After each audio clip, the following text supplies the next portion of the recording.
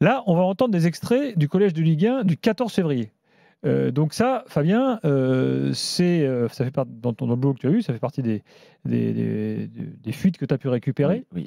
Et donc, vous n'avez pas pu l'exploiter jeudi dernier dans le complément d'enquête. Non, on l'a pas exploité parce que c'était vraiment très foot français et nous, ça nous sortait complètement un peu de l'angle. On a réfléchi, mais c'était pas fait pour notre documentaire, donc on l'a pas utilisé. C'est pour ça que je vous l'apporte aujourd'hui. Alors, il y a 3 angles, on va dire, intéressants dans ce collège de Ligue 1, dans la discussion. On parle de DAZN et de la situation actuelle. Je précise qu'au moment de l'enregistrement... C'est le conflit judiciaire qui démarre entre la Ligue et DAZN. À ce moment-là, on attend que DAZN paye. Voilà.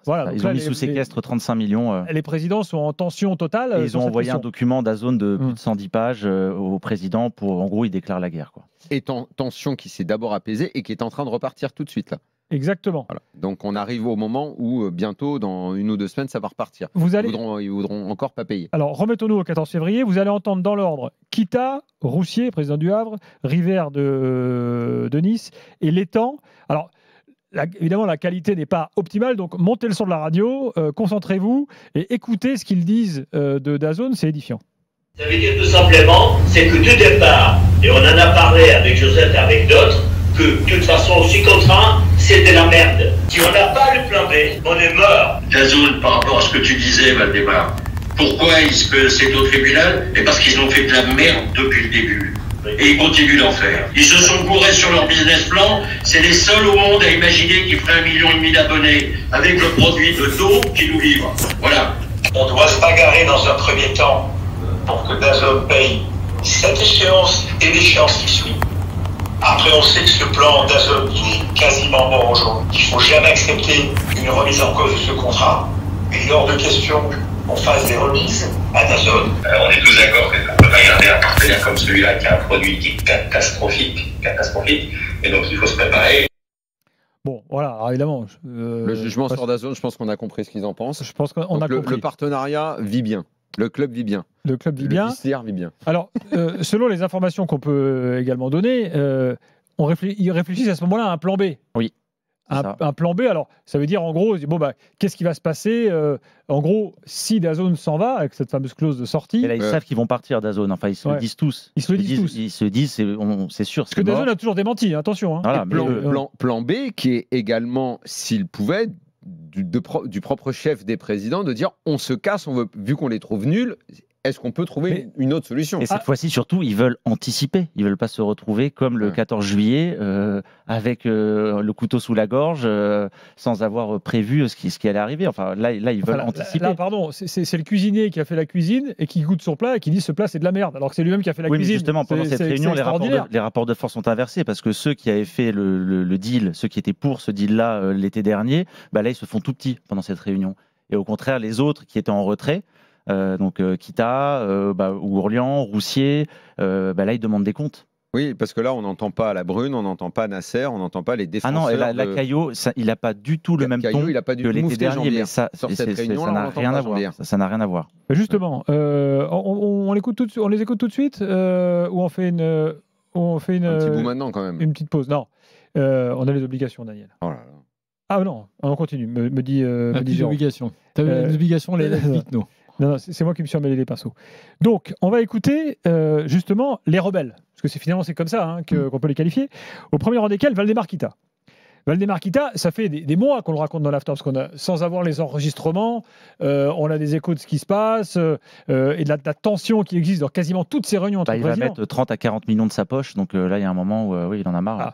Et Kita, c'est pas la première réunion où il est très vindicatif, mais là vous allez pouvoir l'entendre, donc c'est ça qui est fort. Donc pareil, montez bien le son, concentrez-vous et écoutez Valdemar Kita qui là, il va au napalm. Jean-Pierre, c'est bien gentil. Tu es représentant du président du Collège Ligue 1, mais aujourd'hui, je ne vois pas quelle est vraiment la philosophie de la Ligue. Ouais, bon, mais tout le monde est fatigué, Jean-Pierre. Il n'y a pas que toi qui es fatigué.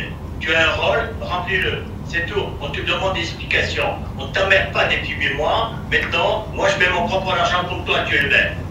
Tu n'étais pas d'accord avec moi sur beaucoup de choses. Je suis désolé, maintenant je demande des explications. Parce que moi aussi, je mets beaucoup d'argent dans mon club.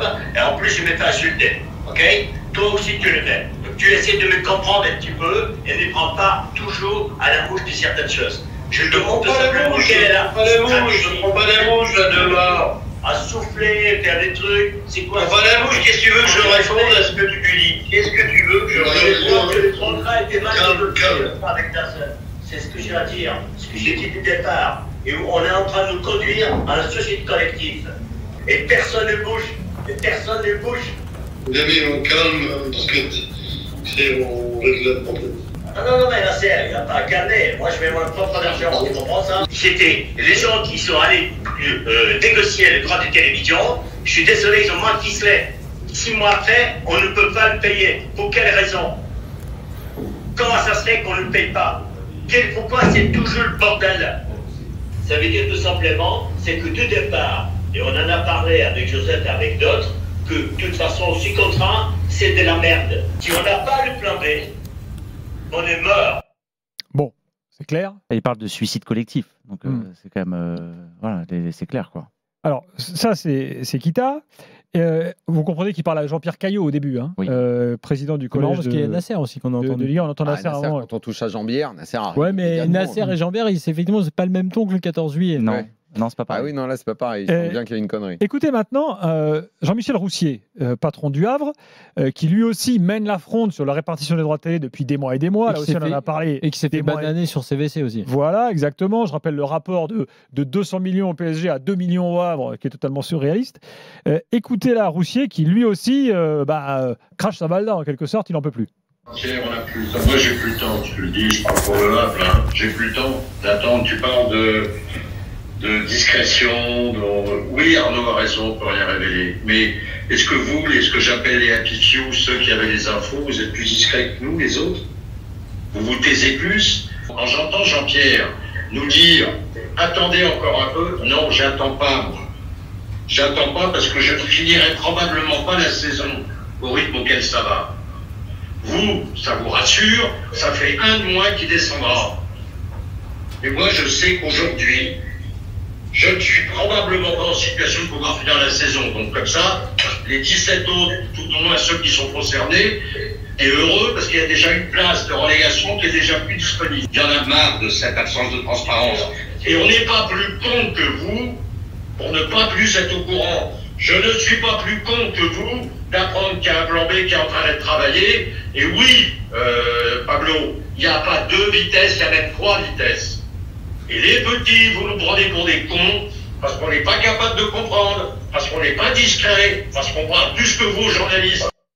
Voilà, pour Jean-Michel Roussier. Je précise qu'à ce moment-là, c'est l'incertitude parce que l'argent n'est pas là. Hein. Donc bon, aujourd'hui, c'est un peu plus apaisé pour le moment. Hein, non, parce que là, ils attendent un nouveau versement là et DAZN fait à nouveau la gueule. N'oublions pas qu'ils ont porté plainte. Ils demandent 500 millions DAZN. Et pourquoi ils demandent 500 millions sur la marchandise? Pourquoi ils en arrivent là à ce moment-là? C'est parce que début décembre, DAZN, ils recrutent comme consultant Franck Cadoré. Franck Cadoré, c'est l'ex-directeur général de Canal+. Donc c'est une pointure des médias, un négociateur coriace, et il a envoyé à la Ligue pour renégocier ou en tout cas lancer un plan d'action pour améliorer le produit DAZN, et ils ont besoin de la Ligue. Donc ils leur font des reproches à ce moment-là, mais il leur dit, il vient avec un discours. En matérialisant très précisément les problèmes, Voilà, en disant nous on a besoin de ça, d'ouverture des clubs. Voilà, ça vient du board de DAZN. Et moi on me dit, à ce moment-là, Vincent Labrune, qu'est-ce qu'il dit? Il dit, oula, j'ai un mois de décembre un peu compliqué, on est fatigué, on se revoit le 8 janvier. Donc quasiment un mois après. Finalement, ils ne se verront que fin janvier, ce qui a exaspéré Cadoré et évidemment DAZN. Et là, ils se sont dit, ils sont en train de nous mener en bateau.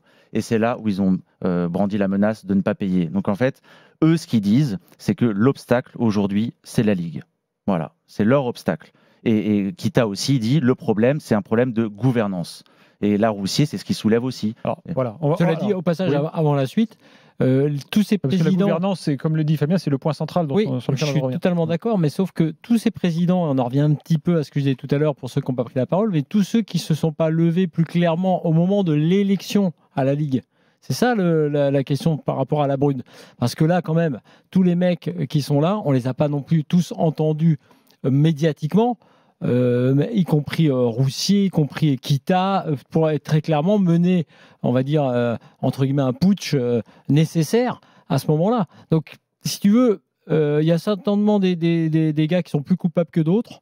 Mais il y a aussi des gens qui n'ont pas été courageux. Il faut remettre l'attention dans le contexte qu'évoquait Gilbert, c'est-à-dire qu'au moment où ils parlent, ils n'ont pas l'argent, ils se voient morts, et puis ils ont reçu 100 pages. Oui, mais ça, c'est toujours le truc du court terme. C'est-à-dire que quand ils sont mis au pied du mur, même Roussier, que j'estime beaucoup et qui effectivement s'est fait rouler dans la farine plusieurs fois et qui se bat avec ses moyens avec Le Havre, même lui, par exemple, là, je le prends lui, mais il y en a d'autres. Ils attendent le moment où, au fait, on vous coupe le robinet. C'est la panique. Oui, évidemment qu'ils sont en panique, je les comprends. Sauf qu'avant, quand tu es intelligent, parce qu'il y a plein de mecs intelligents, je maintiens là-dedans, et j'inclus Longoria dedans, qui pendant le truc du 14 juillet regarde ses pompes pendant toute la visio. Longoria, on ne l'entend pas du tout. Ça, c'est un vrai problème, que Longoria ne soit pas plus présent dans ces discussions. Les costauds, effectivement, ils disent rien dans les moments importants, et puis les autres, ils mènent pas la lutte politique pour la gouvernance. Justement, c'est Joseph Ougourlian, qui déjà dans les extraits que vous avez diffusés dans le complément d'enquête, semble être le gars un peu au-dessus de la mêlée en juillet dernier. Là, encore en février, il a attendu là, il a écouté tout le monde, il a pris la parole, et là, lui aussi, il envoie lourd écouter une première partie du discours de Joseph Ougourlian. Aujourd'hui, les gars, on a 400 000 abonnés, on était à 1,2 million sur Amazon, et on était à 3 sur Canal. 400 000 abonnés, c'est minable dans un pays de 65 millions d'habitants. Vous vous rendez compte ? Vous vous rendez compte ? Je veux dire, pour revenir à des chiffres, genre même 1 million, l'effort qu'il faudra faire, les gars, là, il va vraiment plus rien rester du tout. Il ne vaudra plus rien du tout, votre produit. Il n'y aura plus aucun diffuseur. À 400 000 abonnés. Mais faites les maths. Moi, je pense qu'aujourd'hui, le management de la Ligue, Vincent Labrune en particulier, le management du collège, Jean-Pierre Caillot, ont une responsabilité très importante dans ce putain de désastre qui est le nôtre. Dans ce putain de désastre qui est le nôtre. Hein, et qui me laisse pantois chaque fois que je le regarde. Et j'aimerais bien d'abord que ces gens-là prennent leurs responsabilités, mais c'est beaucoup trop leur demander. Et je pense en tout cas qu'il faut absolument, je vous en supplie, parce que moi aussi c'est mon fric perso qui va dans le club, je vous en supplie, travailler à un plan B avec des gens compétents. Voilà, une première intervention de Joseph Ougourlian. Je pense que c'est un peu fort là quand même. Ce que dit Ougourlian là, c'est quand même du très très lourd. Il y a rien à rajouter en fait. Non, il n'y a rien à rajouter. Ce qui est important, c'est les maths qu'il évoque. 400 000 abonnés, c'est des droits valorisés entre 150 et 200 millions d'euros. Exactement. C'est ça la clé de son discours. Donc on n'est pas à 500 000 contrairement à la légende. Oui, et puis effectivement, là où Ougourlian... on est quand même sur la politique menée depuis des années. Ils se sont précipités dans les bras de n'importe qui dès qu'il l'a fallu, en ne pensant pas effectivement à la suite. C'est-à-dire qu'évidemment, tu valorises le produit en fonction du nombre d'abonnés. Même s'il y avait 800 000, ce ne serait pas valorisé très correctement. Il me semble qu'il y a un moment important. Mais Labrune était présent là, quand il dit ça et Caillot était présent. En tout cas, on l'entend pas dans les... On ne dit jamais rien. Non, mais je veux dire, quand Ougourlian dit le responsable, c'est Labrune, Caillot. Il y a un moment important, je ne sais pas s'il y est, où...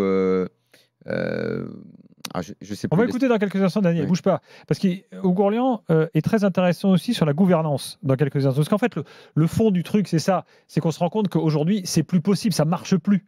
Voilà, c'est ça le fond du problème. Et Ougourlian en a tout à fait conscience et il va vous l'expliquer dans quelques instants avec ses propres mots, donc issus de cette réunion du 14 février. On se retrouve tout de suite dans l'after.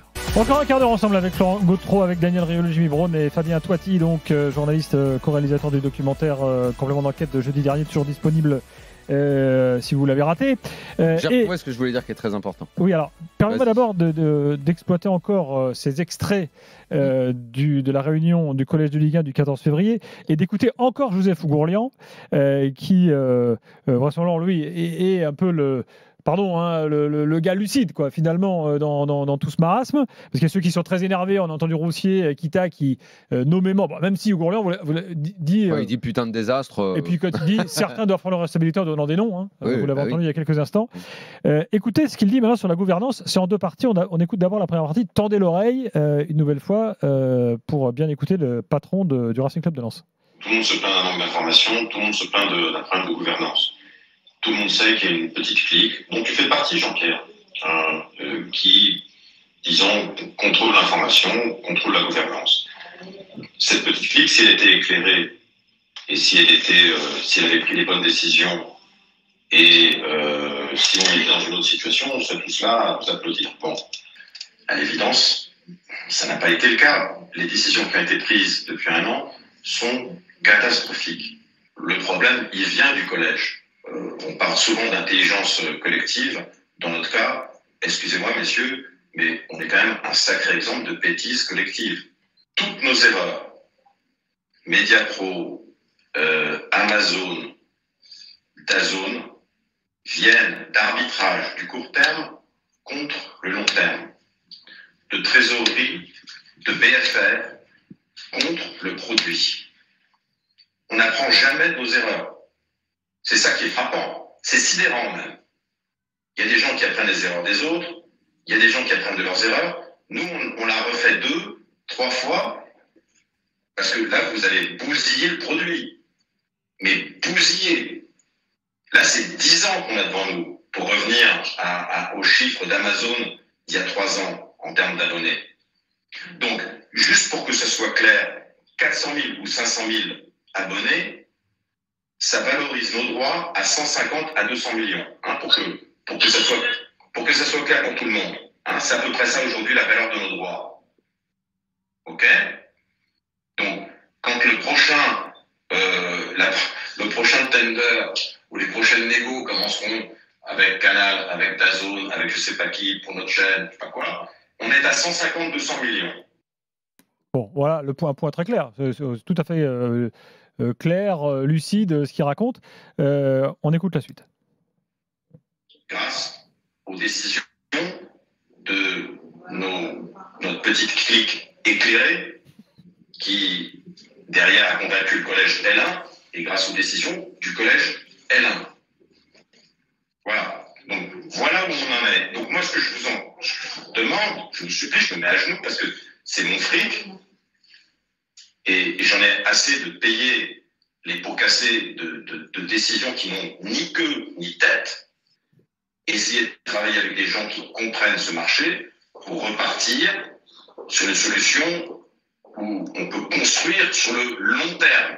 Penser produit. Arrêtez de parler de trésor, arrêtez de parler de PFR, trouver des solutions de financement, il y en a, c'est facile entre guillemets. Et au passage, pour les petits clubs, dont le Havre, qu'on peut entendre, Angers, qu'on peut entendre, Lens, il faut revoir la répartition de manière urgente. Désolé de réouvrir ce sujet, mais ça fait aucun sens de filer les droits internationaux aux clubs qui jouent l'Europe, dont de toute façon les émoluments en Europe n'arrêtent pas d'augmenter. Donc on fait que renforcer l'inégalité de notre ligue. Et commençons à réfléchir à notre produit et à réfléchir long terme. Franchement, il y a presque rien à rajouter. Il arrive, il parle parfait. de répartition. C'est le premier qui parle de répartition. Bien sûr. Ce qui est le mal de toutes les ligues. Il suffit de voir ce qu'ont fait les Anglais. La répartition dans une ligue, c'est essentiel. Un point qui est abordé, Fabien, je ne sais plus à quel moment, je ne sais pas si on entendra l'extrait, mais sur le prix.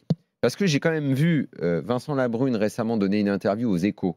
Alors, il a choisi les Échos pour se donner un air un peu intello. Hein. Il n'a peut-être pas vu que l'édito, dans la foulée, qui est à côté de son interview, le démonte. Mais bon, lui, il a donné son interview où il a raconté les saucisses habituelles. Et il parle du prix. Et il se décharge du prix. Genre, DAZN a fait n'importe quoi avec les tarifs. Or, on entend dans la réunion, je crois que ça doit être Ougroyan encore à un moment, qui dit « Oh, mais vous n'êtes pas allé regarder le prix ou quoi? Vous vendez le produit, vous le donnez à des gens et vous ne vous renseignez pas sur savoir ce qu'ils vont faire du produit et combien ils vont le mettre sur le marché ?»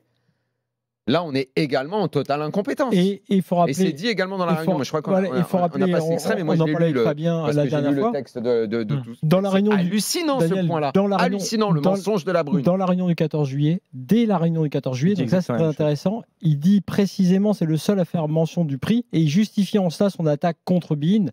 Il dit j'ai rien contre Bein, mais c'est un deuxième abonnement à côté d'un autre qui est déjà trop cher. Et cette histoire du prix, effectivement. Là, le court terme, le long terme, c'est ce que je venais de dire dans l'intervention d'avant. C'est que quand ils sont au pied du mur, là, ils sont morts, ils sont en panique.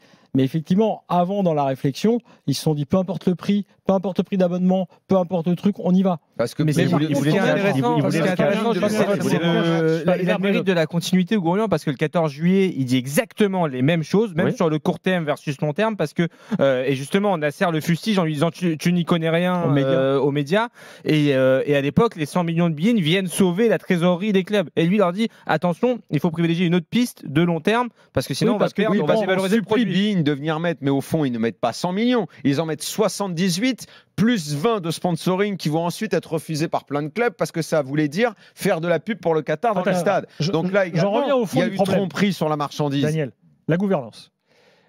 Fabien, donc tu as. La gouvernance, c'est quoi, la petite clique éclairée? Oui, bah, après, il y a des Est-ce que la petite quelques clique punchlines éclairée va remplacer, je l'ai vu sur le chat, le carteron de généraux en retraite? Mais en fait, on a le sentiment que c'est insoluble.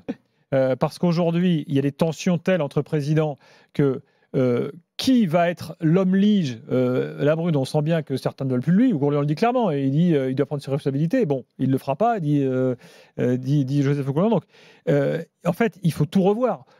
Et les perspectives sont hyper négatives parce que c'est pas là en quelques mois qu'on va changer la gouvernance, qu'on va trouver les bonnes personnes pour négocier tout ça. Qui vont être les présidents qui vont être mis en avant, reconnus par les autres, parce qu'il y a aussi ça qui va rentrer en ligne de compte. Là, franchement, c'est flippant en fait. Oui, c'est flippant. Bon, on ne sait pas ce qu'ils vont faire, mais ce qui est sûr, c'est qu'il y a un vrai problème de gouvernance. C'est qu'aujourd'hui, les patrons, ceux qui prennent les décisions, ceux qui sont partis à Londres négocier, sont contestés par les autres. Ils sont contestés parce qu'aujourd'hui, c'est le marasme absolu, qu'il y a des clubs qui sont menacés de faire faillite, que DAZN va probablement partir. Donc forcément, on demande des comptes. Enfin, les présidents disent, on cherche forcément des responsables puisque ça va pas. Parce que là, on peut encore creuser. Est-ce que si demain DAZN s'en va, bon, une nouvelle fois, c'est pas ce qu'ils disent, c'est pas leur discours, ils veulent rester. Bon, c'est ce qu'ils disent. Enfin, là, et si demain DAZN s'en va, qui ensuite? Comment ils vont prendre ce qu'ils ont entendu de ce que disent les présidents sur DAZN? Parce que c'était il y a 5 minutes qu'on a passé.